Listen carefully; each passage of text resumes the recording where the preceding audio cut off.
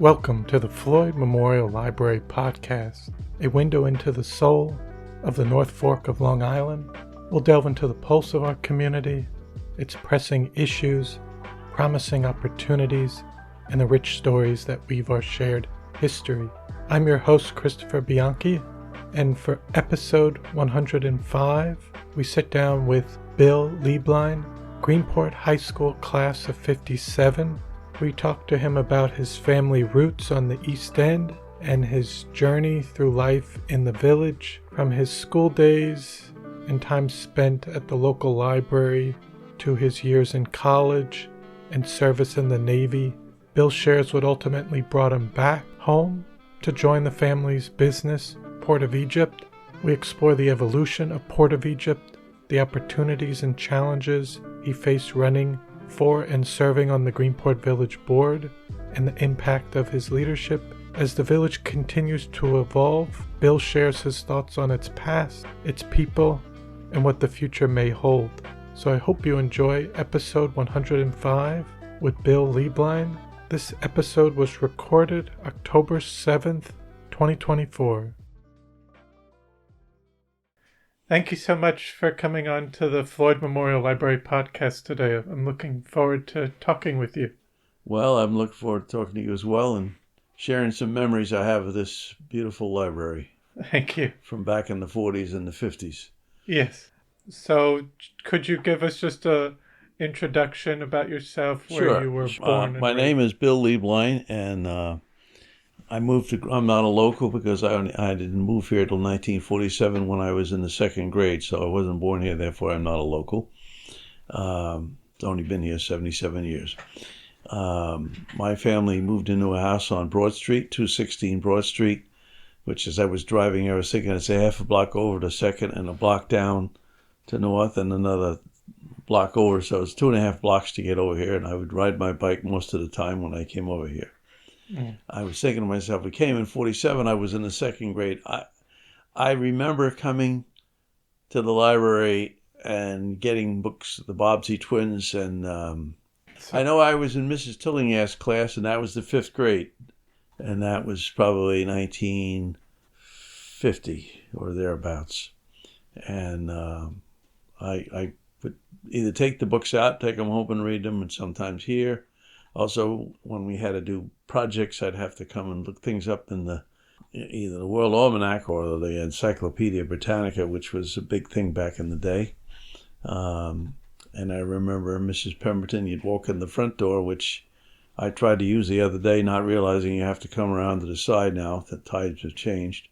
But you walk in that door and Mrs. Pemberton would be sitting there at her desk, and the books the Hardy Boys, that's the way.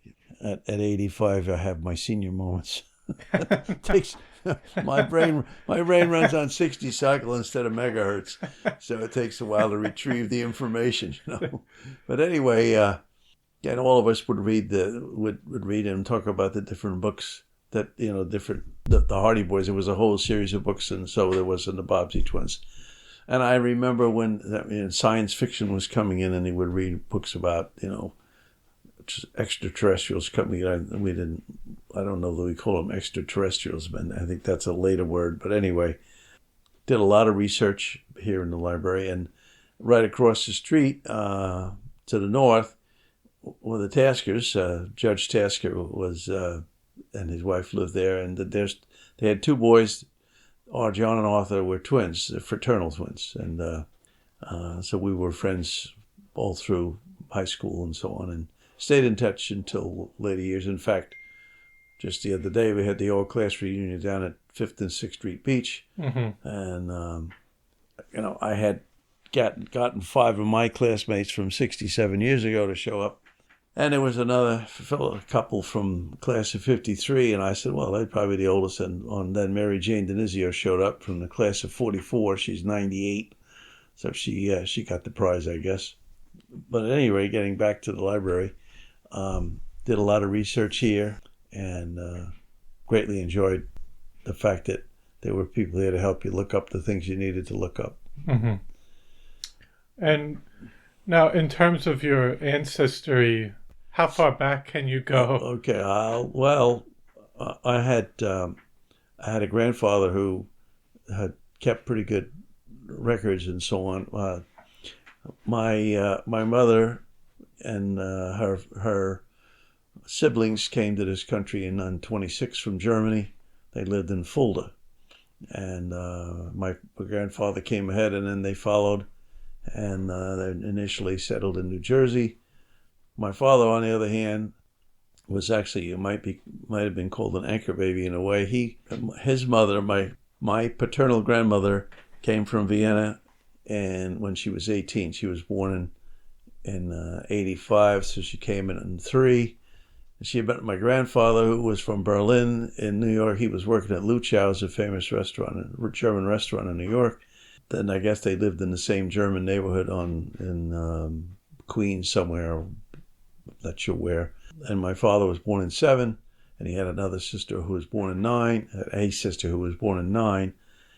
And in 11, my grandmother found out that her father was very sick, and so she wanted to go back and see him, and so they went back to Vienna and wound up taking over the family business because her father had passed away.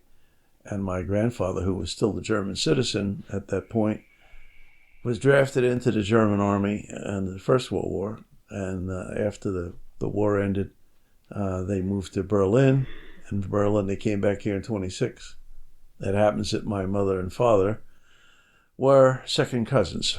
My mother's father's mother was a Lieblein, and of course, on the other side, my grandfather, going back to, was a Lieblein. So anyway, so I have all kinds of second cousins who still live in Germany, and I go to visit. I haven't gone recently, but I visited a lot of them over the years. And of course, I had fun because I went skiing with two of my second cousins, one on my father's side, one on my mother's side, but then I explained to them that they were third cousins because if they went back one more generation, we all shared one common great-great-grandfather. So, But anyway, so when I came to Greenport, when my mom and dad got married, they lived in Oceanside, and then they moved to Merrick, and my father used to rent boats at Captain Ryder's fishing station, which prior to that was known as the Port of Egypt. And when he came here after he came out here all during the 30s with his friends fishing. And after the war was over, he didn't come out during the war because with gas rationing, he couldn't come out. And he was a carpenter by trade, and he worked in the Brooklyn Navy Yard building wooden minesweepers, so wooden set-off magnetic mines. He came out here in the fall of 45, and Carl Ryder said, "I'm getting too old for this, and you like fishing, Bill. You ought to," my father's name was Bill also. He said, "You ought to buy this place," and they closed on it in February of 46. And he bought the house on Broad Street at that point and fixed it up and then moved the family out here. So he was running the business for a year before we came out here as a family. And one of my high school classmates was Dick Breeze, who was the quarterback on our football team. There were a whole lot of Breezes right across the street from me, and they were all into every sport there was. Anyway, Dick Breeze was out here over the weekend for the reunion, and he was talking about when we first came here. He just seems to remember me being in short pants. He said, "I thought they were like lederhosen, and you were like like a German immigrant." And then Bill, or William in Germany, is Wilhelm. So over there in this country, you're either Bill or Will or Willie or Billy. In Germany, you are Wilhelm or Willy or Helmy, and in Ireland, you're either William or you're Liam. Okay, so when I came out here, distinguished from my father and mother, the family called me Helmy because my father was Willie. And so until probably the 5th grade, all my friends called me Helmy. So whenever we have a reunion, they all call me by my original nickname, which if you've been in Greenport for a while, you know nicknames are very big around here. I mean, I know people, I don't even know their real first name. I just know the nickname. So so we settled here. I had a brother 4 years younger and two sisters. One was 6 years younger and the other was 10 years younger. All went to school here in Greenport and all used this library. How would you, in terms of the neighborhood in Greenport, what would you do as a child? Activities on the weekend or outside of school? Well, back then we didn't have Game Boy and all these other things, so Yeah. we played in the street, and you played until dark, and then your parents called you in, and we played Red Rover, Let Blue Come Over, Red Come Over, or May I, which is you take one giant step or one baby step or whatever. But we played, then we played, stickball in the street, and of course the breezes were very, very big in every sport, so there was like in the fall we'd play touch football. It happens at my house, Broad Street, the backyard, there was an empty lot behind our house. It was the lot right next to the AME Zion Church, and it was an open field, so we could play touch football over there. So back at that time, we hung around with the kids in our neighborhood. So I had the Breezes across the street who were Polish descent, and around the corner with my good friend Jimmy Labad, and he was in my class. He had an older sister Carol, an older brother Merton, and another sister Bessie who was in my brother's class, and Robert who was in my sister's class. So, and they were a black family, okay, and then around the corner were the Swans, and another good friend was Kenny Mosby. He wound up being a fullback for our team. So we all hung out together, and if you would call them gang, not the kind of gangs we have today, which are violent, but we'd hang out, and we might go and play a team from over on Fifth Street on the other side of the tracks.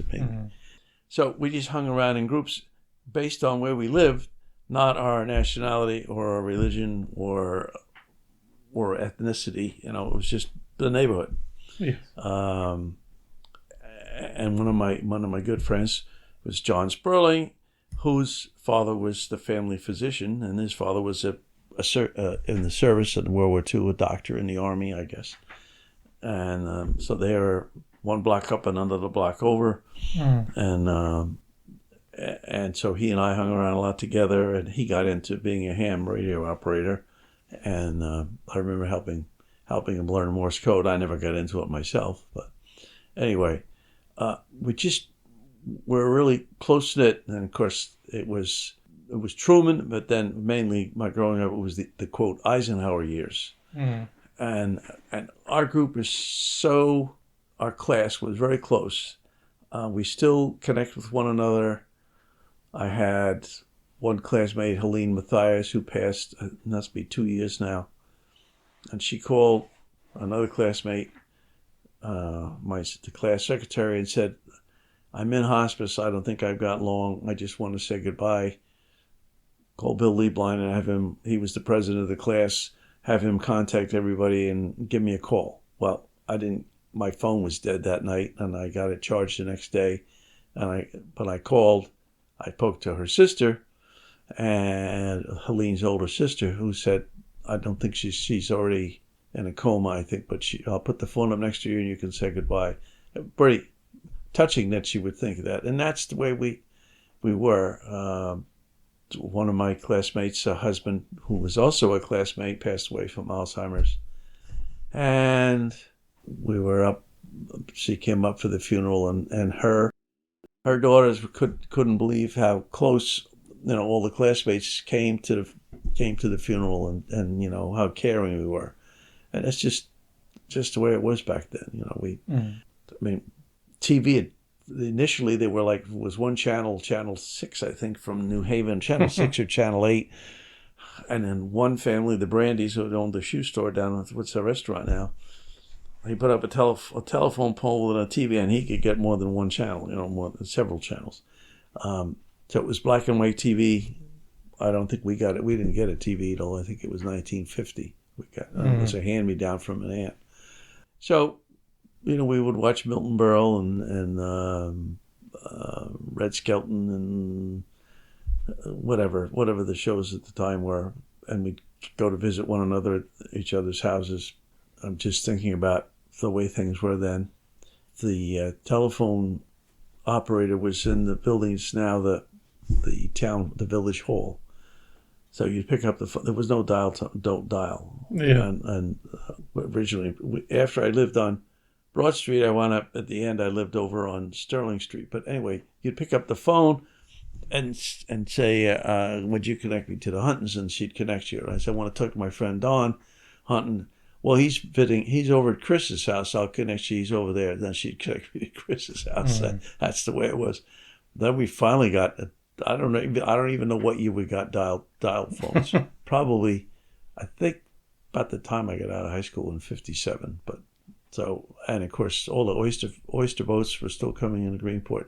Not as many as there were in the '30s, but there was oysters the end of 5th Street, the end of 6th Street, and then Blue Point Oyster, and where there's just the buildings are still there, in East Marion, So it was a close-knit little town, so different from what it is today. It's just, when we get together as old friends, we say, "Well, I remember when Bohack was on the corner of where the blinking light is, and then that became the Mills Building, and Bohack Building was where the hotel is next to the movie theater, and where the hotel is on the other, that is the hotel on the east side. The hotel on the corner of Hayden, that was a gas station. And across the street where the bank is, that was a gas station. And where Mr. Roberts was, that was a gas station, which it still is now. But anyway, that was the 3 gas stations. Yeah. I still remember walking from Broad Street up to the movie theater, and when it was just one screen, you'd walk either right and the left, and if you paid extra, you could go sit upstairs in the loge and go and see movies like Robinson Crusoe and Treasure Island. That was 25 cents, which is a big deal back then. Yeah. And what about some of the other stores or that were in the area? Well, we had Brandy's Shoe Store was on the corner of 1st and Main, across from where the Colonial Drugs is. Now it's a restaurant. And the other shoe store was Sturm's, and that was next to Paradise Suites, which is now a Frisky Oyster. And interestingly enough, the Sturms, there were 2 girls in the class. The oldest one was Joanne. She was in my class.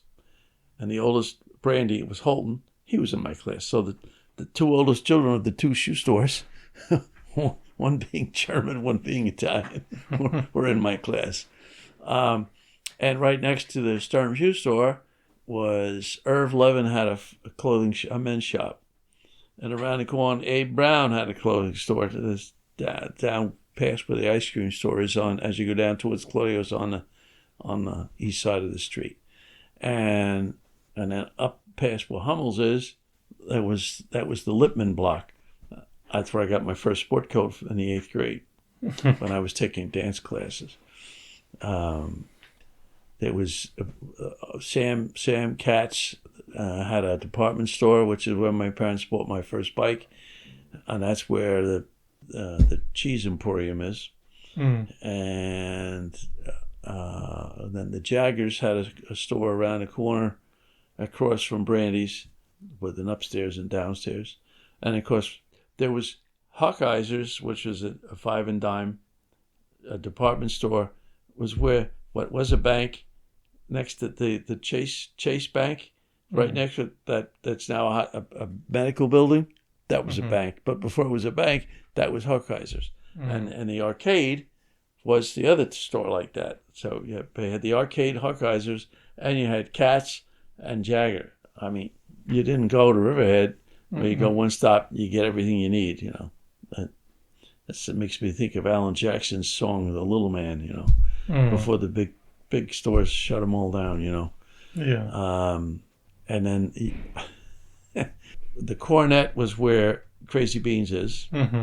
And right across the street was Paradise Sweet Shop, which is now Frisky Oyster. And when I played football for Greenport, only played in my junior and senior year, Walter Slajeski, who had a restaurant called Porky's up on the North Road, which is now called the Lynn, I think. Lynn's Inn. Or Lynn's Something House. like that, right.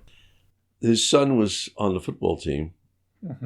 And so if we won, he would treat the whole team and the cheerleaders to ice cream sodas or, banana splits or whatever down there. It was a big thing.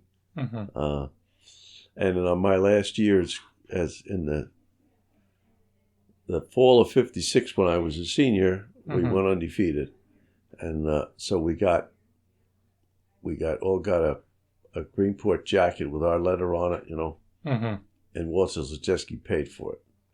So we gave him a plaque, and I remember we were tears. So a big man with a big heart, because that's why they called him Porky, because he was very heavy.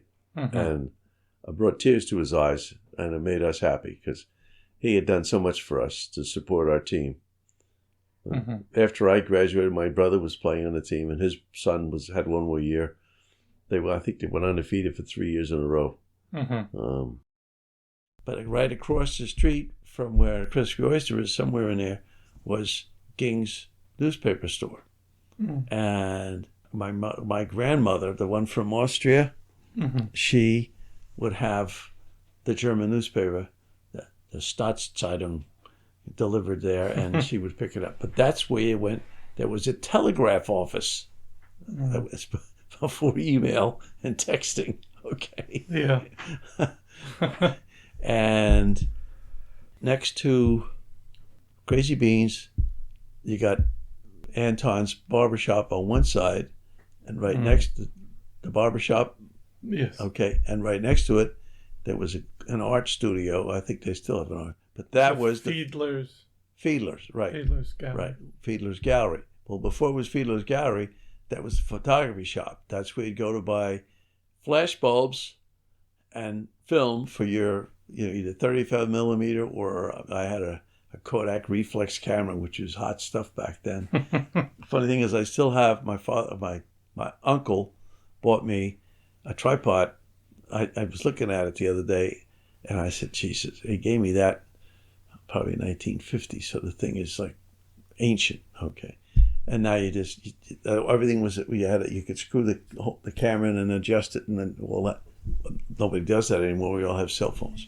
So it'll probably never get used again. You have a tripod here, but it's a little baby one. Yeah. So that was the only photo shop in town. And of course, where the firehouse is on 3rd Street, that was the original high school. And the kindergarten was right behind it. And by the time I came in 47, the school was built in 32. It wasn't until I had my 50th, and I realized it was the school's 75th. The school opened in 32. 25 years later, I graduated. So when I graduated, it was the high school's that school's 25th anniversary. But anyway, so the Boy Scouts met upstairs in the what was the gym in that high school, and the Girl Scouts met in what was the kindergarten, and what was the kindergarten got moved, and it's now where you walk back. It's right in front of the blacksmith shop. When you go in that little alley there. Yeah, the little red building, right? That was the schoolhouse. That was the schoolhouse for the kindergarten kids, I guess. And of course, where that was, there was a cigar shop there, and that's where I would go to buy. You could buy 22 bullets there for you. I had a single shot 22, for target practice, and that was Al Matosha's place, and he was the supervisor of the town for many years. So the other thing I was talking about, so when we first came here, I believe the A&P is where there's a laundromat on one side now, and you used to be able to walk through front and back. That's where then they built the A&P where the IGA is now. That was the A&P. And the Bohacks moved down the other corner. And over in the Lippman block, there was a butcher shop there. And there was also a butcher shop near Ging's. And then Kiski's was across from the movie theater. And of course, there were all these little stores. Johnny's Market was where Capel has his office now. And there was no 7-Eleven. The 7-Eleven put them all out of business. And I mean, when I would leave Broad Street and walk up and make the corner, there was Chesco's was there. You could go in and buy Mary Jane's for 3 cents and things like, all kinds of candies. And or you could walk around the corner and go up in Kaplan's Market, was just slightly up that curved hill there, You go in the front door, buy something, go out the back, and keep on going over to the school. Mm-hmm. And then Rouse's had a store on the other side. I think it's not Washington, maybe it's Bridge Street. But they also had it's still an ice cream place right across from the movie. So you would go in there and have ice cream. If you had a date, you'd either go to Rouse's or to Paradise Suites or the Cornet. And what are the others? So many things changed. And then we could talk about your schooling experience. How was that going through middle school, high school? I remember I think it was in the fourth grade, we were learning about the Greek gods and things like that, Zeus and I doubt if they teach that anymore, And then, you had individual classes. I remember Mrs. Tillinghast in the fifth grade. We had posters. We had a cutout, like Christopher Columbus discovering America and Lewis and Clark and all the early. And I remember reading all about Jim Bridger. And he was, Beaver and out in the West and opening up the West, and of course Boone and Daniel Boone and Davy Crockett and LaSalle, Champlain. I used to, I wouldn't say I was teasing them. My grandsons, I would ask them, who discovered the St. Lawrence Seaway? And then they would, it was Jacques Cartier, and that's why. And why are all these places in the Midwest like Des Moines is D-E-S, Des Moines, which is French, right? Why are all these things French, So we had to learn all that stuff. And then I don't know about the seventh grade, but in the eighth grade I had Mr. Gibbs, who had been around. There were guys, they were World War II veterans, had him as a teacher. He was around here so long. And he lived right around the corner on 2nd Street. But he taught New York State history. So you had to learn all about New York State. And during the Revolutionary War, the English, the three-way plan. You ever heard of that? No. Well, who was the British general that came down and was defeated at Saratoga? General Johnny Burgoyne. He came down from Canada to go to Albany, and Admiral Howe was supposed to sail up the Hudson to Albany, and the guy coming from Buffalo was St. Leger, and he was defeated at the Battle of Oriskany by General Herkimer. You never heard of any of these. They don't teach that anymore. See? No, but we had learned about the Erie Canal, and the Irish dug the Erie Canal by hand, and we had to learn what's this city famous for, Corning glass and so on. And Rochester was Kodak cameras and film. And when we were in the seventh grade, that 7th and 8th grade, that's the first time I think, did we change classes? Maybe it wasn't until we were freshmen that we started changing classes. And we had a big library upstairs, and there was a study hall. And when you had study hall, you could go in the library and look things up. That was the school library, which is only a token compared to what was over here. So anyway, we had to learn a lot of things, which it's now all the countries in Africa and all, it's all changed now. So it's all passé.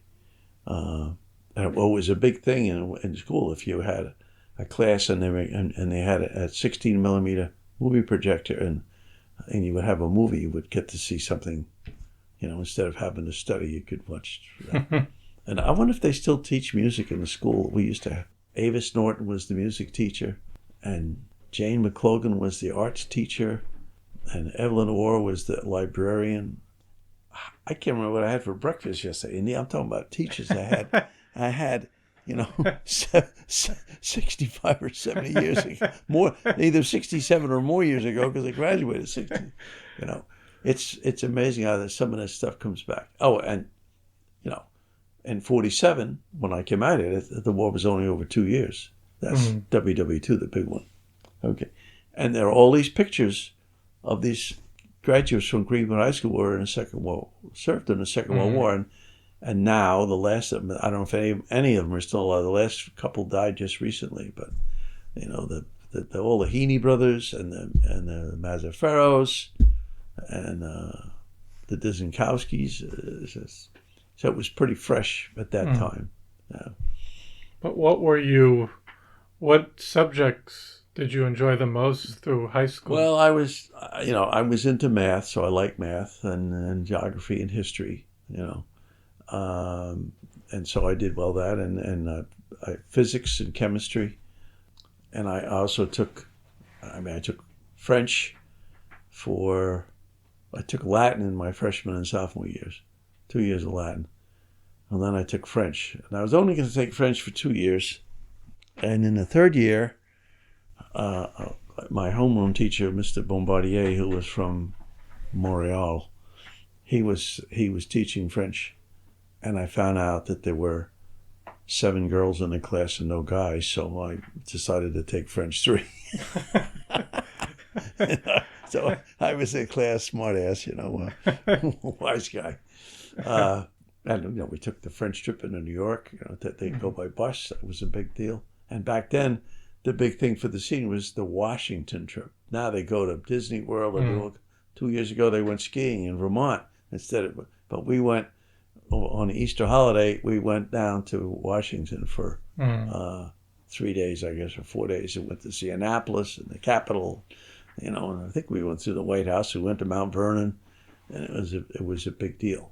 And what was interesting,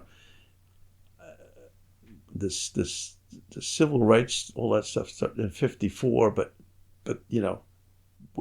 here in Greenport, we only had one school. We all went to the same school. Yeah, there wasn't. So we didn't think about, quote, white versus colored, and so when we went to Washington, that was an eye opener for all of us, of all ethnic backgrounds.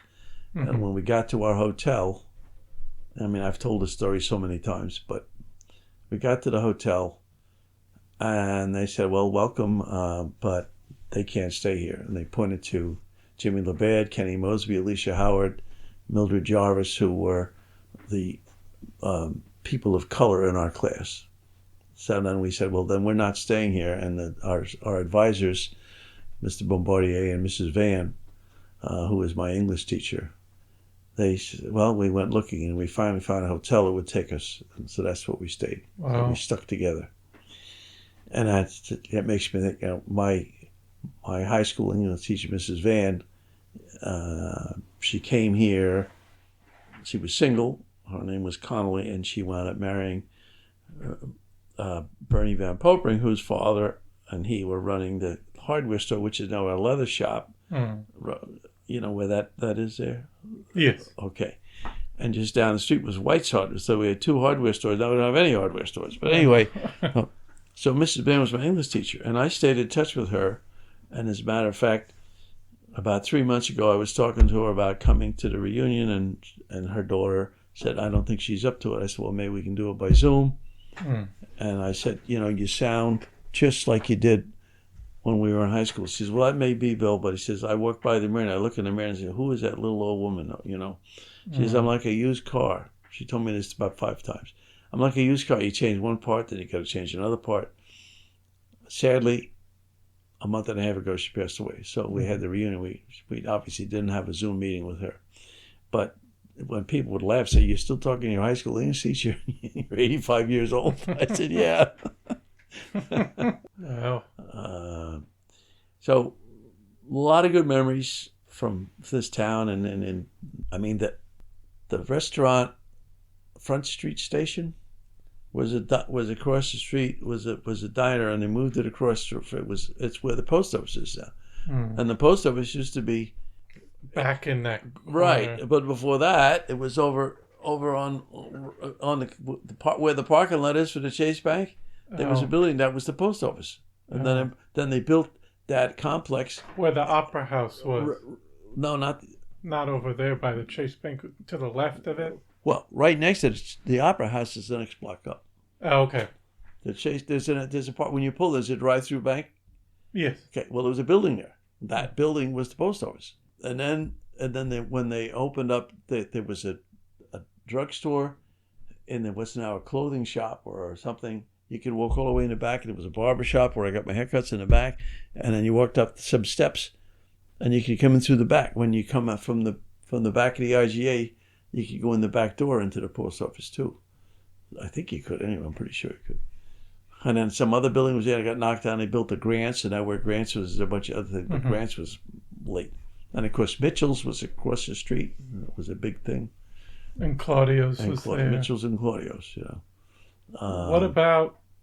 What were you thinking of doing coming out of high school?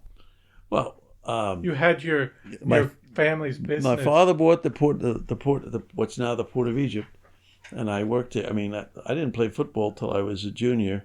I didn't play football till I was a junior in high school because I was working for my dad, from the time I was 10 on. And by the time I was in high school, we opened at 4 a.m. and closed at 4, 5, 6 in the evening. So if you were lucky, you only had to work a half a day, 4 to 4. Sometimes you had to work 4 to 5, or sometimes you work 16 hours. There was no child labor laws then, and especially if you're working for your parents, I guess. Yeah. So at 25 cents an hour, if I worked 16 hours, I got $4, So he bought it in 46, and then he had a 10-year mortgage, which would take it to 56. But then they bought some other additional properties. So when I was a senior, I applied for the Navy scholarship, Navy ROTC, because that would be a full ride. And I also applied to the Merchant Marine Academy and Coast Guard Academy, and RPI in Villanova, and Brown. And I wound up getting the Navy scholarship. And initially I was going to go to RPI. My mother said, no, I want you to go to a Catholic school. So I went to Villanova instead. And then I could have gone to the Merchant Marine Academy, which 2 of my classmates did go there, or the Coast Guard Academy. But I chose that. And so while I was there at Villanova, as a midshipman, I had to go on a cruise. My first cruise was on a destroyer to Europe. And then the next year they send you to Marine Corps training or flight training to try and get you to either go to be Marine and then the last year I went back on another destroyer. But one of my classmates went on a submarine. He said, "Oh, Billy, the food is good. You get an extra $150 a month if you go on a submarine." So I volunteered for sub school. I went to sub school in New London. Groton, Connecticut, actually. And while I was there, one of my classmates says, "Well, if you're going to be in submarines, the future is nuclear power, so you should volunteer for nuclear power." So I get interviewed by Admiral Rickover and got accepted, which meant I had to go for 6 months of theory, and then I had to go for 6 months of practical training, which I went to at a reactor in Hartford, Connecticut. And then I spent the rest of my time. But because of the extra study time, instead of 4 years, I had to stay for 5.5. And then when I was going to get out to come back to the family business, they extended me for a year, so 6.5 years.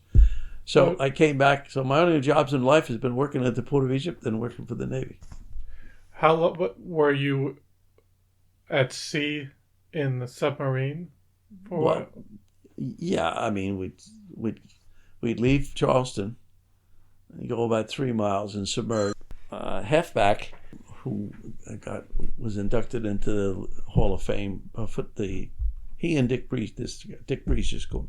They were inducted into the Athletic Hall of Fame for the school last year. And now Jack had double pneumonia and he's homesick.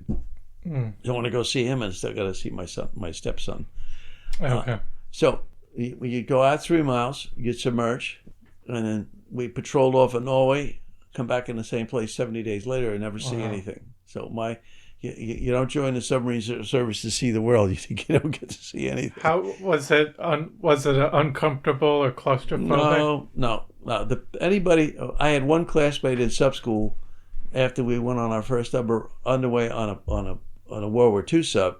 He said, "That's not for me. I'm getting out." But anybody who got through that, it's like being downstairs if you didn't have a window here and you just had to stay here for 2 months. Basically library. 70 days underwater and then surface. Wow. And so I started out in engineering, and then I went to weapons officer school, and then I was assistant weapons officer for 2 patrols and a weapons officer. I made 8 patrols altogether, and my last 2 patrols were as a weapons officer. Then I got out and I came back and was running the business with my father and my brother, and I was in the reserve unit, and I was in the Riverhead Reserve Unit, and as assistant the training officer, then the executive officer, and then I was the commanding officer of the unit. And then I got out. I had about 13 years, and when they went to weekend drills and with my business, I couldn't do that, so I had to give it up. But I knew I wanted to be in engineering or something like that, and I took electrical engineering that's what I selected. which is very good because everything on it's either electrical or electric motors driving hydraulic pumps to make things work. And of course, all that technical knowledge helped me, here. Meanwhile, I had 5 children, and they all went to school here. All graduated from Greenport, and a lot of my grandchildren have graduated from here. So after you were back in Greenport, when did you get started working for the village board?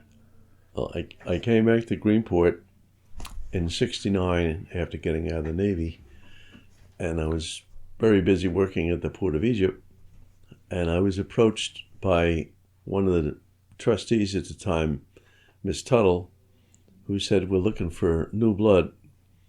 And I said, "Oh, what's involved?" And she kind of gave me the breakdown of it, Said it's a paid position. Well, it was a paid position. I mean, it worked out to probably 50 cents an hour, when that was the joke. But anyway, so she said, we're George Hubbard Sr.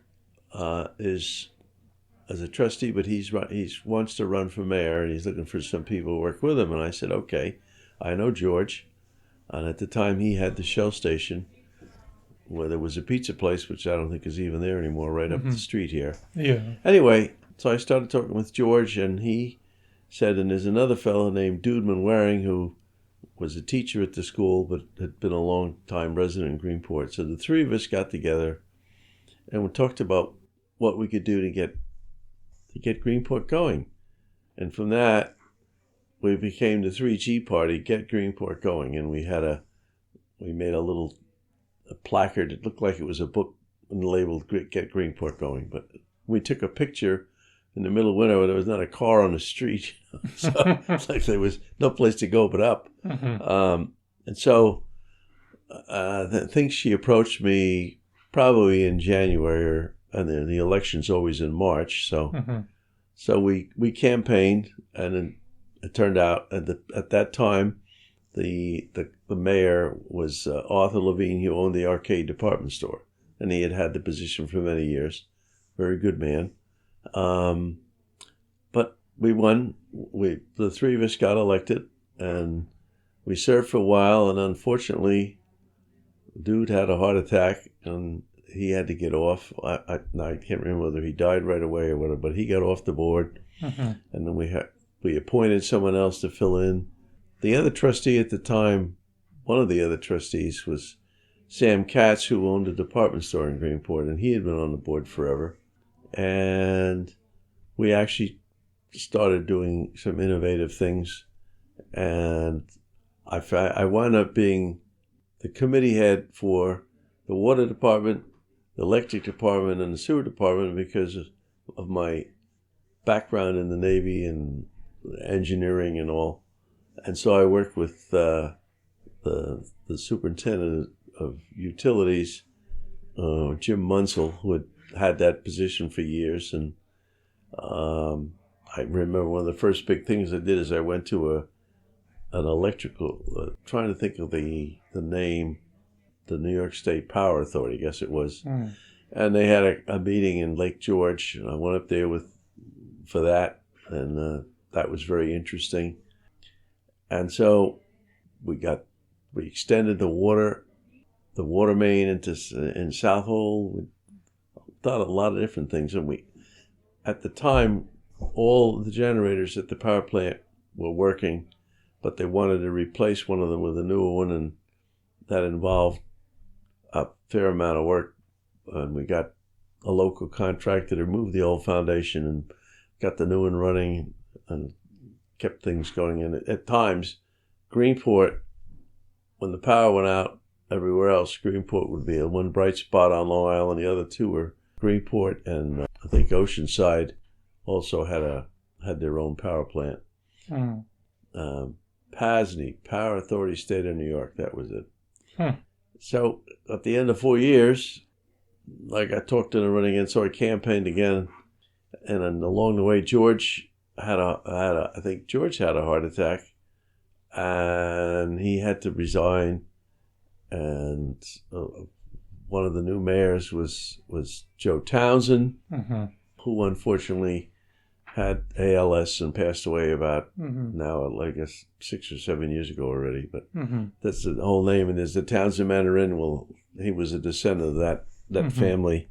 And one thing led to another, and I got reelected 3 more times. At the next 2 times I didn't campaign, I just said, well, if they really want me, I'll stay on. And they did. And then I didn't volunteer for a 5th term. But Hubbard was off, and then he got well, and then he got back on again.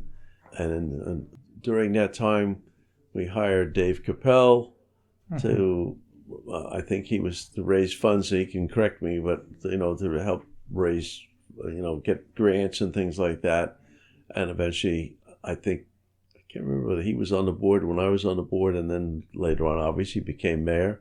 While I was on the board, a couple of decisions had to be made. One of them had to do with Sweet Shipyard at the end of Central Avenue, which is a street that I lived on, and the place was kind of run down and was known for having drugs and other disreputable things.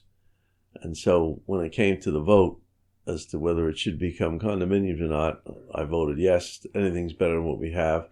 And I think that was pretty much unanimous. The other one that came up was the end of 6th Street, and I forget what they call those condominiums, but that was in question, and I was at the boat show coming back to the meeting in January, and I walked in, and it was up for a vote, and it was 2-2, and I said, let's just do it. It had also been an oyster, the basin there had oyster boats in it, so we wound up with condominiums the end of 5th Street, the end of 6th Street, and the end of Central Avenue, which I think has been a benefit. Of course, had I thought of it at the time, I maybe would have bought one, because they're probably they're definitely worth much more now than they were back then. Yeah. But I found my time as a trustee to be gratifying. It was very time consuming and oftentimes controversial, but I'm glad I did it now, and I felt like I helped to benefit things that happened in the village. So I can't think of anything consequential. One of the things that came up was the aquarium. There was going to be an aquarium museum, and they talked about where they were going to put it, and everybody was worried about there was going to be too much traffic, and eventually the aquarium got built in Riverhead. It would have been a great draw had it come to Greenport. And the other was another company came in and wanted to have a ferry from New London come right into Greenport, or maybe from somewhere else in Connecticut. And the question was the traffic and how were people going to get off that ferry? You see what it is now with just the ferry to Shelter Island, and sometimes the line is back to the 7-Eleven. Yes. Back then there were only four 12-passenger ferries. Now there were 4 24-passenger, not passenger, 24 cars.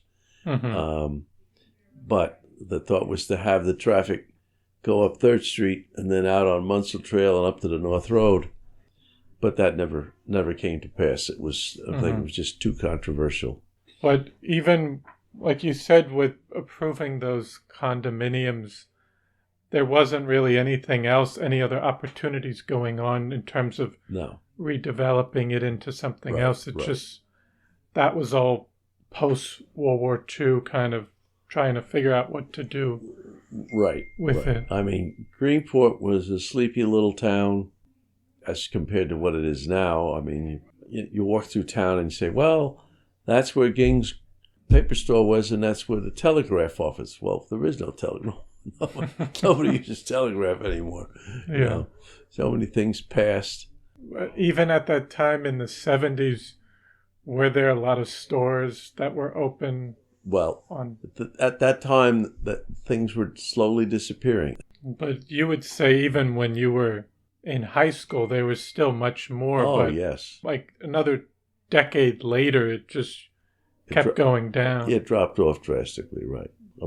After I got back out of the Navy, I think that Grants opened up and that closed down, and now there's restaurants inside that building. So many changes. And of course, the movie theater had was one screen, and it was a loge upstairs. It was big time to go up there, and then it got split into multiple small theaters. I haven't been in there since it reopened, which was a wonderful thing. And of course the Suffolk Times was in its own building before it moved up to Mattituck, across from the furniture store at auditorium.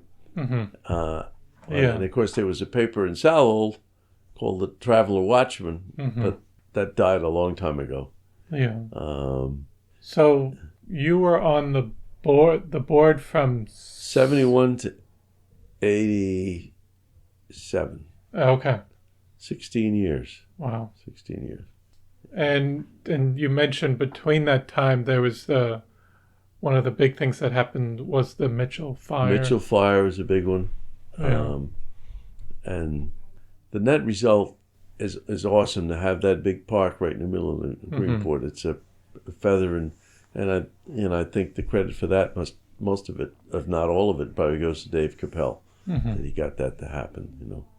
And of course I was a year behind Bill Claudio in school, knowing that his family had that restaurant for so many years, and now that it's owned by a big corporation, I understand they're having issues over there. I haven't been there. I haven't gone there since it's been sold. I remember when we first came here, all the oyster boats. There were so many different oyster companies, but at that time I thought there were a lot, but apparently that was way down from what it was in the heyday, when they actually had a barrel factory to put the oysters in. They had to build. They made the barrels. It was enough of a business to generate a company that could do that. So I'm trying to think if I was here when the whale was brought. I think the whale was before my time. Somebody towed a whale in, and they had it here in Greenport. There's a picture of it, I think, upstairs in the meeting room at the Legion Hall. Okay.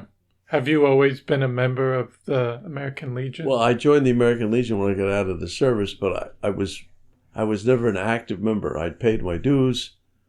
And according to this, my membership says I've been a member for 37 years, so maybe I didn't do it right away because I've been out here. This is my 56 years since I got out of the Navy. Yes. So maybe I didn't join right away. But Peter Ryder, who was a year ahead of me in school, talked me into joining, so maybe it took a while for him to get me to agree to do that. And now that my son and my niece are running the Port of Egypt, I have a lot more time, and so I've been trying to make up for what I didn't do years ago by helping to get the ball going there. There's a lot of good members there, but it's a very small group of probably less than 20 of us that are active. Compared to probably... Well, after the Second World War, there were probably, I would guess, hundreds. They had all kinds of functions going on. Yeah. And of course, the man who knows the most about that is Carlos de Jesus, because his father was a World War II vet and was very active. Have you talked to Carlos? I've interviewed him. You've interviewed him, yeah. Right. Well, here. I mean, he's a wealth of knowledge. Yeah. Way more than me.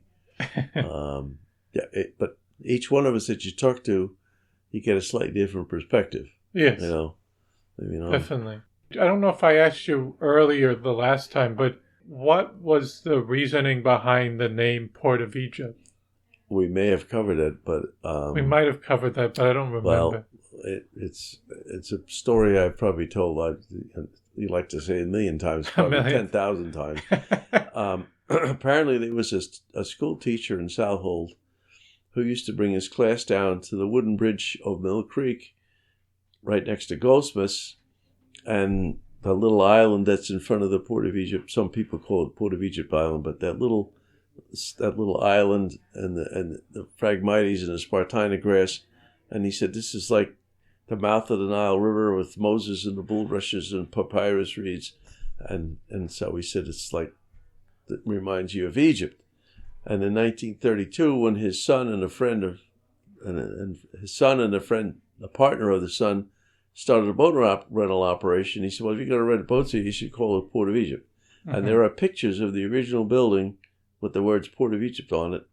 And then one of the pictures, the two guys are standing on either side. And he gave us the second picture. At any rate, and I guess they lasted 1 year. And then Carl Ryder, who had earned a lot of money during Prohibition, he bought the business and he changed the name to Captain Ryder's Fishing Station. Mm. And my father, who was coming out, he worked for the A&P at the time as a carpenter, and a lot of his friends said, we know a place where you can catch weakfish, and they would come out fishing during the 30s. Mm-hmm. And then when the war started, there was gas rationing and they couldn't come out. So he didn't come out from probably 41 until the fall of 45 when the war was over. He came back out and said to him, Bill, you like fishing so much and you're a carpenter, you can fix the boats and so on. You ought to buy this place. So he sold it to my father, who got his two brothers to go in with him. And they, my youngest uncle, Herb, was looking at the building one day when the sun was just right, where it said Captain Ryder's Fishing Station, and he saw writing underneath. He said, what's the writing underneath? I said, well, I painted that over. I used to call it Port of Egypt. And I said, well, that's a catchy name. So they decided to change the name. And so at first they had a sign that said Captain Ryder's, and then small letters, Port of Egypt. And then a year later, they made it Captain Ryder's Port of Egypt, the same size letters. And then next year, it made smaller Captain Ryder's and bigger Port of Egypt. And then they eliminated it. And they went to a local sign painter and said, we need a logo. He said, well, red's a bright color.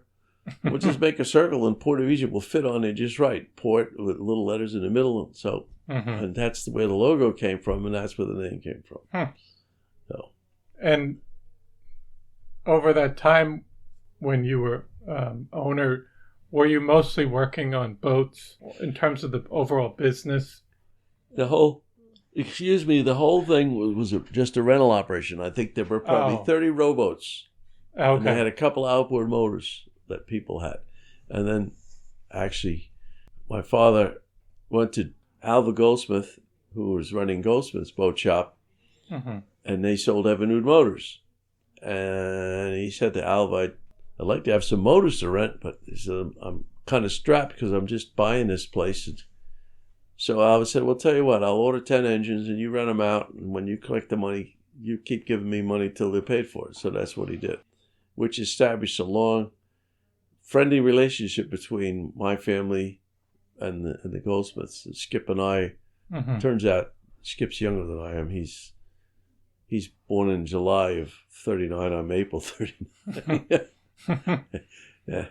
And then there's another fellow on Shelter Island, Skip Tuttle, who ran a boat rental operation over there, and he's like May of 39. So at the 100th reunion last year at the Goldsmith Boat Shop, we got a picture of the three of us taken together, all the three 39ers, Nice. But anyway, so my dad, then he just kept buying motors, and then eventually we became a Johnson dealer, and we were Johnson dealer for many years until Johnson went out. Well, actually, we switched over to Yamaha because Yamaha motors were in much bigger demand, and then ultimately Johnson Evinrude disappeared.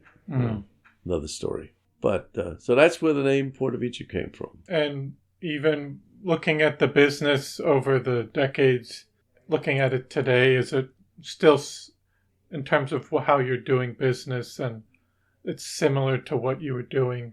Well, it's totally different. The history there is that they were renting boats, then they were renting boats and motors, and one guy came and he had his own boat. And he said, hey, can I keep my boat here? So they built the dock and they tied his boat up there. Another guy said, can I put my boat there too?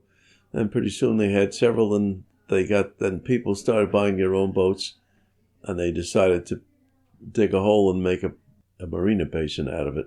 So they had some floating docks, but there were cables running overhead with pulleys on them with little number 10 tomato cans full of cement with an eye in them for a weight. It would hold the boat out from the dock. So when you'd back into the dock and tie the stern up, and that would hold the boat away from the dock. And then when they filled that, when they sold that out, they made it bigger. Mm-hmm. And when I get out of this, in 61, they moved the restaurant. They built the restaurant on the property in 46 or 47, probably in 47. I can't remember now which year. Built the restaurant right at the head of the little boat canal. And in 61, they moved it up to the present location. Now it's Allure, but it was the Port of Egypt restaurant. And then we rented it to Armando Kappa, who used to run the barge, which had belonged to Carl Ryder. And he moved into our building, and then he passed, and we rebuilt the place, and now it's called Allure. At any rate, so when I got out in 69, they had this huge piece of property. They had bought the boat rental operation that was between our place and what was then South Hole Fishing Station. It was a place called Reel 'em In, like reel of fishing. Mm-hmm. And I said, we can't dig anymore. So I said, look at this picture. These people are putting boats on a rack in a building. So I said, it looks like a way to go. And where you can just put one boat, you can put three boats. And then you have storage in the wintertime. So we started putting up, my brother and I were mainly running things at that time, and we put up a 100 by 100 building, and then we added 50 feet, made it 150 by 100. Then we added 75 feet, made it 225 by 100. And every time we did it, we filled it up again. And we would put boats in and out of the water. It was called a high and dry, or in and out, different names. With the forklift, you'd put the boat in the water in the morning, you'd go fishing, pick it up, put it back on the rack. And we'd open at 5 in the morning and be open till 5 in the afternoon. So if you wanted a boat before 5, we had to put it in the night before. But most people were happy at 5 in the morning. The high and dry we don't do anymore, but we have storage inside. And I joke with people, I never had an erector set as a kid, so I bought a big one. Yes. And we built that building 70, 71, 71, 72, and 72, 73. That is over the winter each year we'd add on to it. And then in 2000, we decided to put that building that's across the street. And I remember my sister said to me, well, who's going to put it up? I said, well, what do you mean who's going to put it up? I'm going to put it up. We put the last one up. She said, well, you were 30, you're 60. I said, yeah, so. Anyway, a lot of work, but a lot of fun, and a feeling of accomplishment. So. Yes. So. Now, I was just curious in terms of, it could even be in the 70s or 80s, but did you have a favorite restaurant in the area that you would go to quite frequently? Oh, let's see. Well, besides going to our own restaurant, yes, Claudio's was there, and the Soundview. The Coronet was well in town. The Coronet, right? Yeah. The Coronet and Paradise Suites. They weren't thought of as quote restaurants, but you certainly could go there and get like a burger. Burger and stuff like that. Yeah, and there was Joe Anthony's in South Hole. Was another one. Well, in the 70s and 80s, I'm trying to think when, was it Skipper's? In East Marion was another place. And then Orient by the Sea opened up. That was always a nice place to go to. Pretty much all the old most of the local places have been taken over by outside operations, but not all. And there's still some folksy places.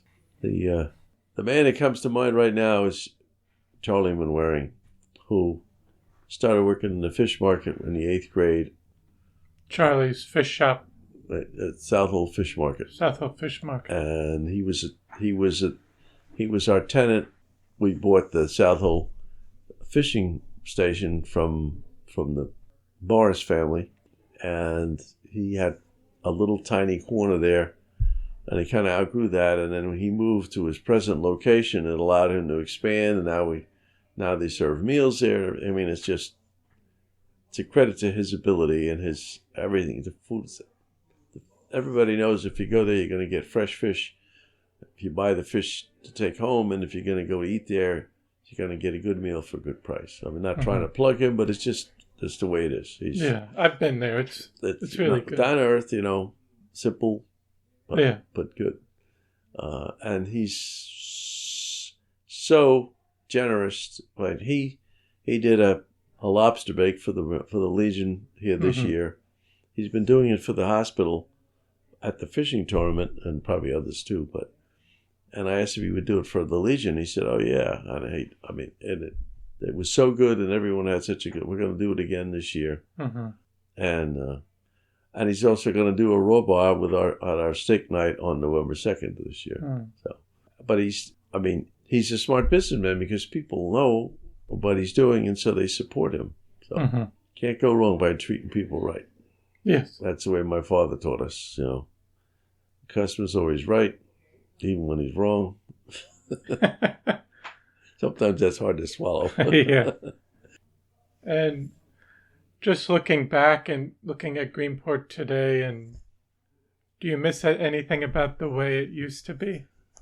The overall, people can talk about the overall progress of a community, but still miss certain things. Right. Well, the thing that's sad is that the price of housing, whether it's to buy or rent, has gone so much faster than inflation, and so local people, the children of the original locals, unless they just take over the family homestead, they can't afford to compete with people who made a fortune elsewhere, whether it's in New York or somewhere else, come out and they don't care what it costs, they'll buy it. And so I guess, the older generation, or when the house goes from the parents to 3 children, who's going to get the house? And if the house, which was originally worth $15,000, is now worth $800,000, well, sell it and split the money, and there goes there goes your chance to live out here. So, and this gets talked about all the time. We had I'll use the word symposium at the Legion Hall, where we had the mayor and the people from the hospital. All everyone talked about is all your help's got to come from beyond Riverhead. A lot of our mechanics, some drive as far away as Coram and Moriches, which isn't even that far. But there is no housing out here that anyone can afford. And if you have to pay them enough to do that, then the local people can't afford to even come in and use your services. It's a difficult thing, and there is no answer. I guess there is no simple answer to it. And when they do build something like on the North Road, then they have a drawing, and you can't limit it. Apparently, it's not legal to limit it to just local people. So if somebody from up west draws the low number, they get into the reasonable housing, which brings somebody out here, but it also doesn't help the people that are already out here. Doesn't help the local people. So now do you live in town? Yes. Okay. So we have a young man working for us now who was living with his grandmother, but apparently that situation is changing. So, and we can't afford to pay him enough, so he's going to move. He's got to give up and move on and find something somewhere else. And mechanics, you can't train a mechanic overnight to be a master mechanic. It takes years. And unless they found something early on for them to be able to stay in town, it's a real serious issue. Yeah, because it could easily just become just tourists focused only, and people that might not be here year round. That's right. Okay, and so this came up at that symposium, and I think the Suffolk Times is the one that sponsored it. And as one local fisherman stood up, he said, pretty soon you're gonna have to have a paid fire department, because you see the sign looking for volunteers over on at the 3rd Street sign. I just passed it on the way here, coming here to see you, to get people to come in and go to the school and the training.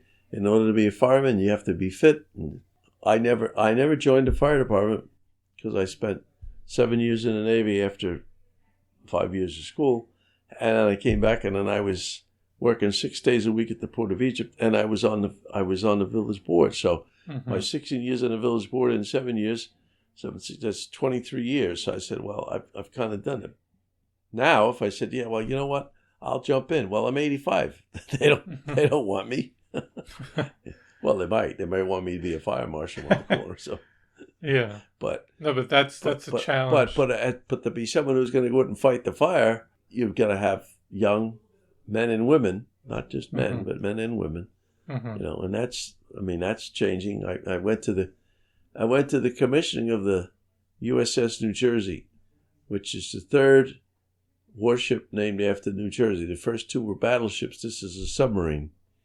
And this is the first, they were touting the fact that this is the first submarine designed from the ground up to be co-educational. There are men and women serving on the submarine. I mean, in my day, how are you going to do that? Well, they're going to do it. And there are surface ships now. My sales manager's son is on a destroyer, and the captain and the executive officer are women. And why not? So times are changing, and so we have women firefighters now too, but they have to go through rigorous training, and either way you got to find people to volunteer to do this. Back to the early days with the fire brigade and bucket brigade, there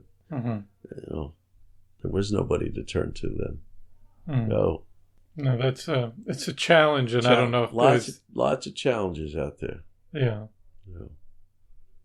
And making sure that preserving the open land, as well as making sure that, obviously with the whole farmland, that's another thing, just with how those places can survive. And people always look to the South Fork and saw what happened there. And so my grandson is taking over the family farm in East Marion, Sepp's Farm Stand.